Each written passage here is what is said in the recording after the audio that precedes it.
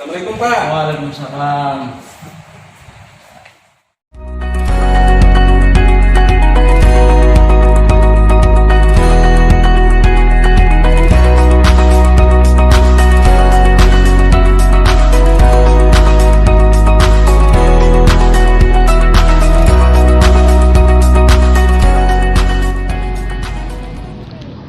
Jadi assalamualaikum warahmatullahi wabarakatuh. Hari ini saya di Fort Rotterdam, teman-teman.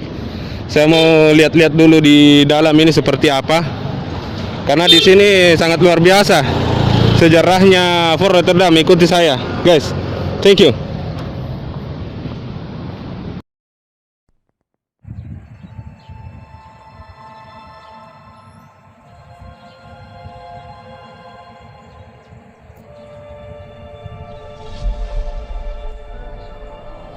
Assalamualaikum warahmatullahi wabarakatuh, guys. Teman-temanku yang ada di luar sana, hari ini saya di Fort Rotterdam, tepatnya di tempat di atas ada gereja ini yang tempat dulu digunakan oleh zaman dahulu kala. Jadi saya mau tahu kisah-kisahnya Fort Rotterdam lebih dalam. Ikuti terus saya, guys. Ayo.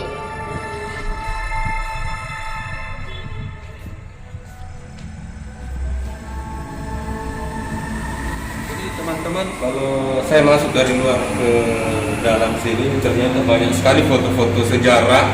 Padahal yang saya tahu saya ini Fort Rotterdam ini dibangun sejak 1680-an.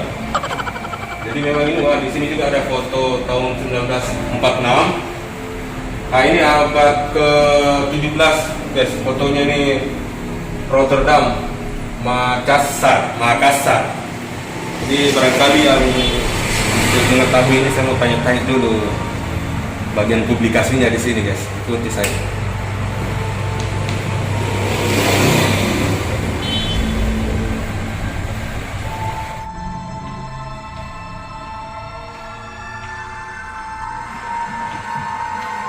Assalamualaikum Pak. Waalaikumsalam. Dari mana Pak? Saya kebetulan dari salah satu channel Pak, mau calling satu TV. Saya lihat-lihat di sini Fort Rotterdam. Sekalian juga saya mau tahu sedikit bagaimana sejarahnya benteng Rotterdam ini. Iya, boleh Pak. Mari kita di depan ada marketnya. Di depan Pak? Iya. Siap.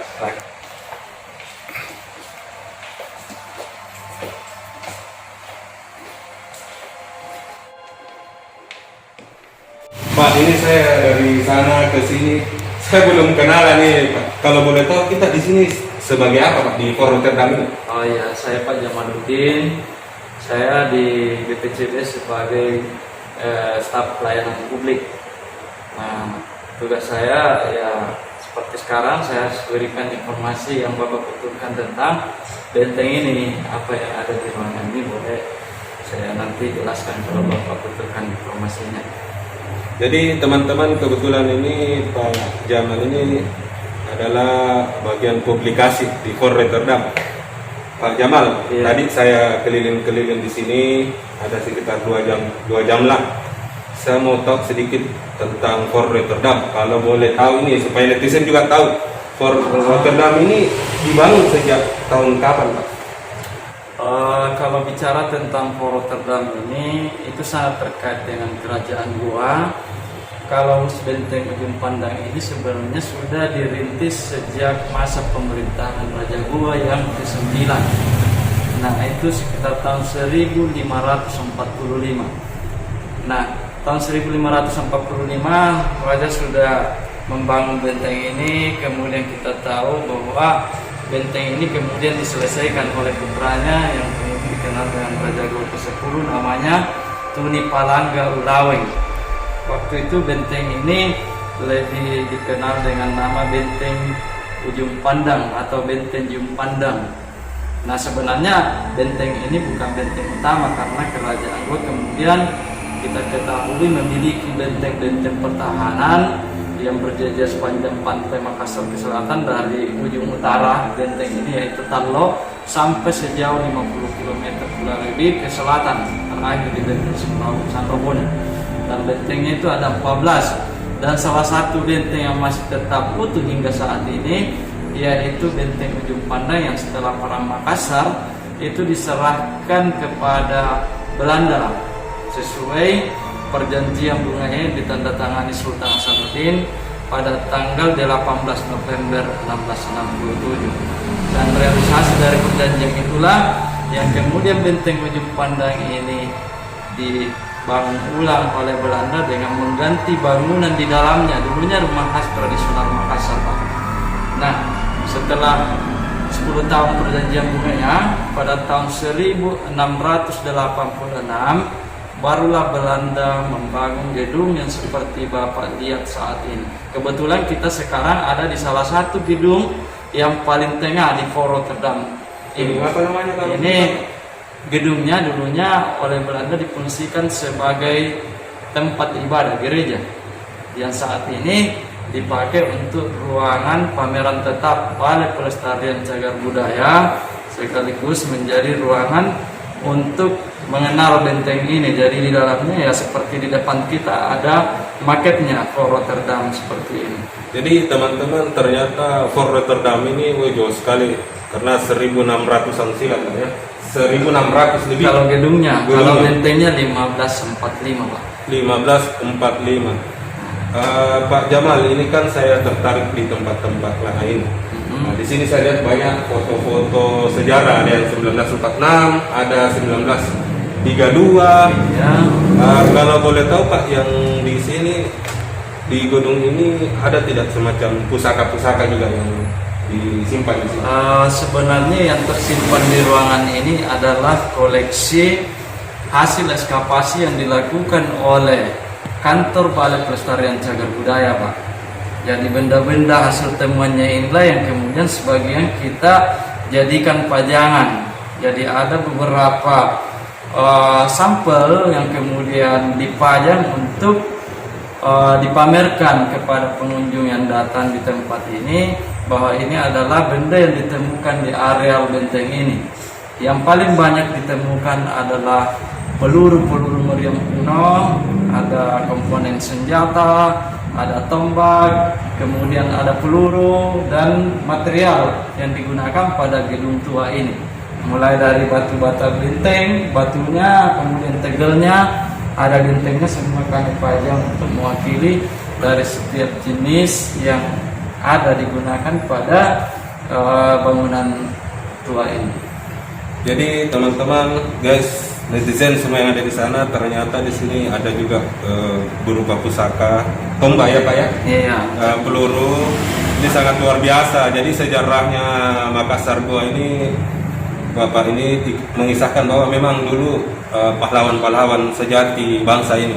Pak, bisa saya lihat tempat-tempat lain selain di sini Pak?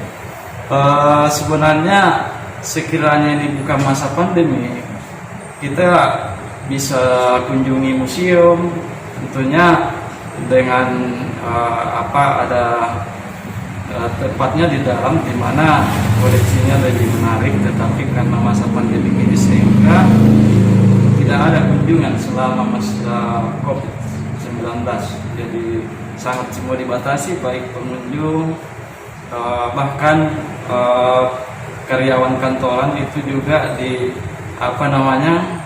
menggunakan sip-sip dia masuk, jadi hanya 1/2 barangkali pegawai yang hadir. Makanya benteng ini selalu kelihatan sepi karena memang tidak ada kunjungan, untuk itu ditutup. Jadi untuk sementara kata Pak Jamal, di Fort Rotterdam ini ditutup karena ada virus, yaitu COVID-19. Saya mau lihat-lihat lagi tempat lain. Iya, boleh Pak.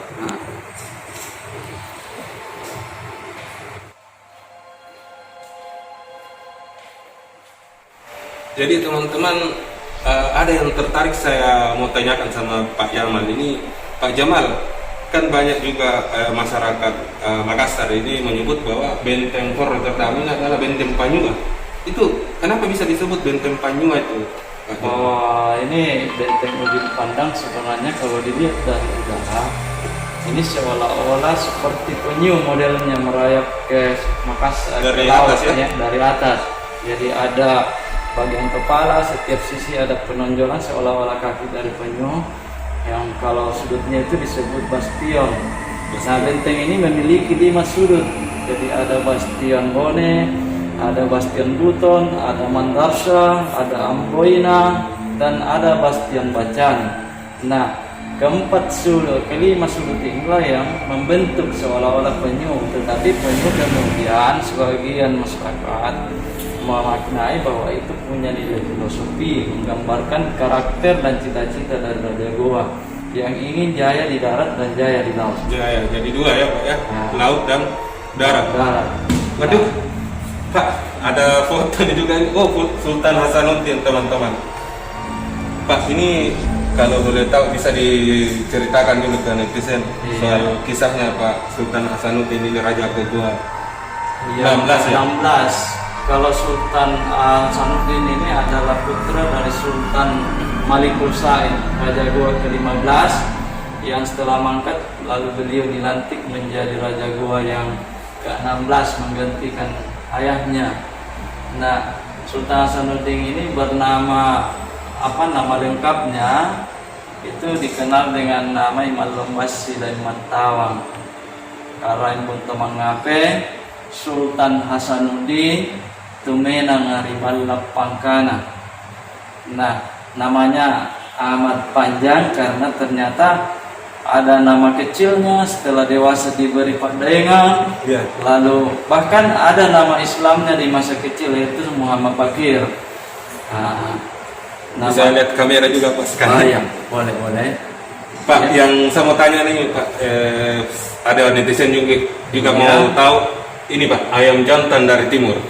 Nah, ayam jantan dari timur ini itu Belanda menyebutnya dengan bahasa Belanda yang dalam bahasa Belandanya itu dengan Oudsten, ayam jantan dari dunia timur.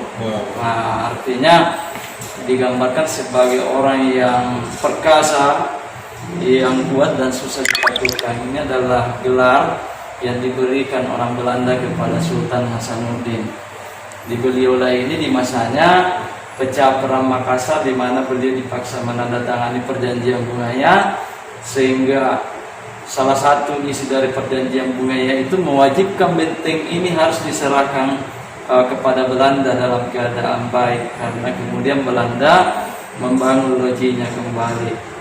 Nah, itulah sampai sejak diduduki Belanda, benteng ini dirubah namanya lagi, bukan lagi benteng Ujung Pandang, bukan lagi benteng Panjua, tapi lebih dikenal dengan nama Fort Rotterdam. Itu diambil dari kota kelahirannya pimpinan Belanda yang bernama Cornelis Spelman. Spelman ini dilahirkan di Rotterdam.